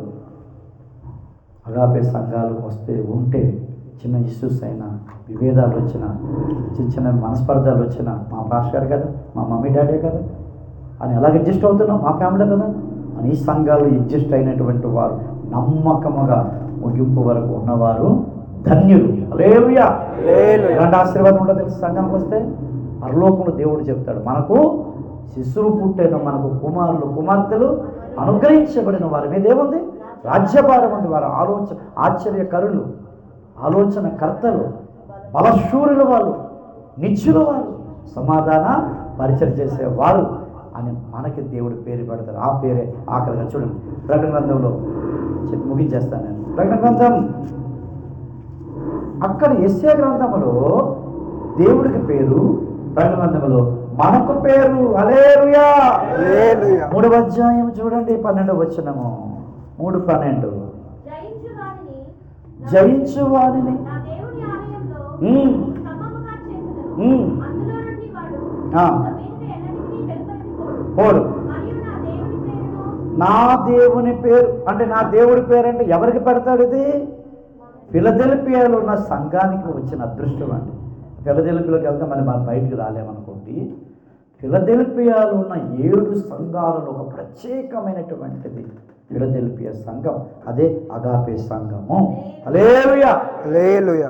కాబట్టి ఈ సంఘానికి దేవుడు ఒక గొప్ప వాగ్దానం ఇస్తున్నాడు. అలాగే ఈ సంఘానికి కూడా, మన సంఘానికి కూడా నూతన సంవత్సరంలో వెళ్ళక ముందే క్రిస్మస్ పండుగ ఆచరించిన మనం నూతన సంవత్సరంలో వెళ్ళక ముందు గొప్ప వాగ్దానం, నా దేవుని పేరు, అందరూ చెప్పండి, నా దేవుని పేరును పరలోకములో నా దేవుని యొద్ద నుండి దిగి వచ్చుచున్న నూతనమైన యెరూషలేమును నా దేవుని పట్టణపు పేరును నా క్రొత్త పేరును వాని మీద వ్రాసేదను. రాస్తాడండి మన మీద దేవుడు. హల్లెలూయా! ఎవరి పేరు ఇది? దేవుని పేరు. ఎవరి మీద రాస్తాడు? అది అక్కడ యెషయా గ్రంథము ఇలా నెరవేర్చబడుతుంది అనమాట. హల్లెలూయా! అదంటే జీవితం బ్రతకండి, అలా బ్రతకాలని చెప్తున్నాను. దేవుడు గురించి స్తుతించేటటువంటి వారు లా ఉండిపోకుండా అలా ఉండాలి బ్రతికినంత కాలం. దేవుడు కూడా మనకు పేర్లు పెట్టేటటువంటి ఆయన పేరు అన్నాడు. ఎవరి పేరు? ఆయన పేరు ఏం పేరు? ఆశ్చర్యకరుడు. కాబట్టి మన పేరు ఏం పేరు? ఆశ్చర్యకరుడు. ఇప్పుడు మీకు అర్థమైపోయింది, ఇంకా మిగతా చదవక్కర్లేదు. క్రొత్త పేరు కూడా పెడతాడు, మీకు తెలుసా? క్రొత్త పేరు మీకు తెలిసిందా? ఇప్పుడు దాకా ఏ పేరు తెలిసాయి? ఆశ్చర్యకరులు, ఆలోచనకర్తలు, బలసూరులు, నిత్యులు, సమాధాన పరిచయం చేసే వారి పేర్లు తెలిసాయి. ఇవన్నీ ఇప్పుడు మనం చెప్పేసుకున్నాం. అమ్మ చెప్పిస్తారు కదా, ఆ పేర్లా ప్రభువా భూలోకంలోనే మేము వినిస్తాం కదా. అది కాదు, ఒక కొత్త పేరు కూడా నేను పెడతానంటాడు దేవుడు. హల్లెలూయా! ఎవరు పెట్టని పేరు, ఎవరు చెప్పని పేరు, రహస్యముగా మరుగైన పేరు పరలోకానికి వెళ్ళిన తర్వాత, వివాహమైన తర్వాత ఆ పేర్లు కూడా దేవుడు మనకు పెడతాడు. అది అసలైన క్రిస్మస్, అసలైన న్యూ ఇయర్, అసలైన గుడ్ ఫ్రైడే, అసలైన ఈస్టర్. అది అనమాట. హల్లెలూయా! ఇవన్నీ మనసులో పెట్టుకోండి.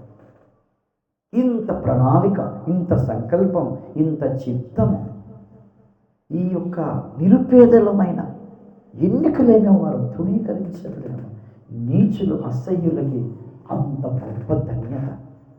ఎంత ధన్యత! ఎవరికైనా ఉంది ఈ ధన్యత? ఎవరికైనా ఈ పేరు పెడతాడు చెప్పండి? ఇంతకు ముందు దేవుడు సృష్టించిన వారిలో కానీ రాబోయే సృష్టిలో కానీ ఈ పేరు ఎవ్వరికి ఎన్నటికి పెట్టడు. ఇది నీకు నాకు మాత్రమే పెట్టిన పేరు. హల్లెలూయా! ఈరోజు దీన్ని బట్టి మనం ఏం చేద్దాం? స్తుతి ఆరాధన చేద్దాం.